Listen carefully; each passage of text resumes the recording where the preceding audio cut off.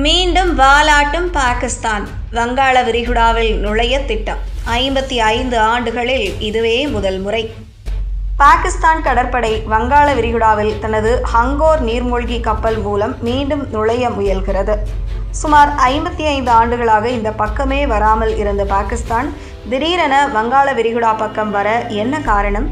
இதன் பின்னணி தொடர்பாக நாம் விரிவாக பார்க்கலாம். இந்தியா பாகிஸ்தான் இடையே எப்போதும் நல்லுறவு இருந்ததே இல்லை.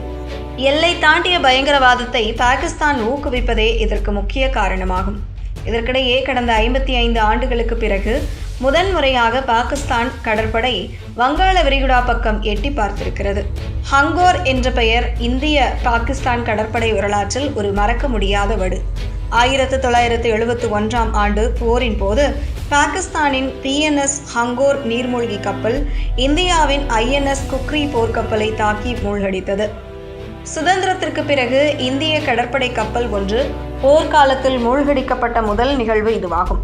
தற்போது 55 ஆண்டுகளுக்கு பிறகு அதே ஹங்கோர் என்ற பெயரில் புதிய நீர்மூழ்கி கப்பல் பாகிஸ்தான் கடற்படையில் இணைந்துள்ளது. பாகிஸ்தான் தனது கடற்படையை நவீனப்படுத்தும் முயற்சியில் சீனாவிலிருந்து 8 ஹங்கோர் கிளாஸ் நீர்மூழ்கி கப்பல்களை வாங்க ஒப்பந்தம் செய்துள்ளது. இதில் முதல் கப்பல் கடந்த வாரம் கராச்சி வந்தடைந்தது. இது ஏர் இண்டிபெண்டன்ட் ப்ரொபல்ஷன் தொழில்நுட்பத்தை கொண்டது. இதனால் நீண்ட நாட்கள் நீருக்கடியில் மறைந்திருக்க முடியும். எதிரிகளால் இதை கண்டறிவது கடினம். இது அணு ஆயுதங்களை சுமந்து செல்லும் திறன் கொண்டதாக இருக்கலாம் என்றும் நிபுணர்கள் கருதுகின்றனர். 1971 போரில் வங்கதேசம் உருவான பிறகு வங்காள விரிகுடாவில் பாகிஸ்தானின் ஆதிக்கம் முற்றிலுமாக துடைத்தெறியப்பட்டது. கடந்த 55 ஆண்டுகளுக்கும் மேலாக பாகிஸ்தான் கடற்படை அரபிக்கடலோடு மட்டுமே சுருங்கி போனது. ஆனால் தற்போது இந்த புதிய நீர்மூழ்கி கப்பல்கள் மூலம் வங்காள விரிகுடாவிற்குள் மீண்டும் நுழைய பாகிஸ்தான் திட்டமிடுகிறது. சமீபத்தில் இலங்கையில் பேசிய பாகிஸ்தான் கடற்படை அதிகாரி ஓமர் ஃபாரூக், இந்த நீர்மூழ்கி கப்பல்கள் வங்காள விரிகுடாவில் பாகிஸ்தானின் இருப்பை தக்கவைக்க உதவும் என்று வெளிப்படையாக கூறியுள்ளார். பாகிஸ்தான் இந்த திட்டத்திற்கு வங்காளதேசத்தில் ஏற்பட்டுள்ள அரசியல் மாற்றங்கள் முக்கிய காரணமாக பார்க்கப்படுகின்றன. ஷேக் ஹசீனாவின் ஆட்சி வீழ்ந்த பிறகு முகமது யூனுஸ் தலைமையிலான இடைக்கால அரசு மற்றும் தாரிக் ரஹ்மான் தலைமையிலான சூழலில் பாகிஸ்தான் வங்கதேசம் இடையிலான உறவு மேம்பட்டுள்ளது. 1971க்கு பிறகு முதல் முறையாக பாகிஸ்தான் வங்கதேசம் இடையே நேரடி கடல்வழி வர்த்தகம் தொடங்கியுள்ளது. வங்கதேச விமானப்படை தளபதி பாகிஸ்தானுக்கு சென்று JF-17 போர் விமானங்களை வாங்குவது குறித்து பேச்சுவார்த்தை நடத்தியுள்ளார்.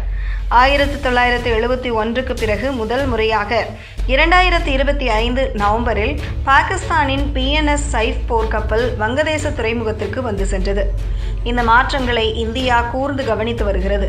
ஏனென்றால் வங்காள விரிகுடா இந்தியாவுக்கு ரொம்பவே முக்கியமானது. விசாகப்பட்டினத்தில் உள்ள கிழக்கு கடற்படை தளம் மற்றும் அந்தமான் நிக்கோபார் தீவுகள் இந்தியாவின் பாதுகாப்பிற்கு மிக முக்கியமானவை. பாகிஸ்தான் நீர்மூழ்கி கப்பல்கள் இங்கு நடமாடுவது இந்தியாவிற்கு ஒரு தொந்தரவாக அமையலாம். இருப்பினும் 1971இல் இருந்ததை விட இன்று இந்திய கடற்படை பல மடங்கு வலிமையானது.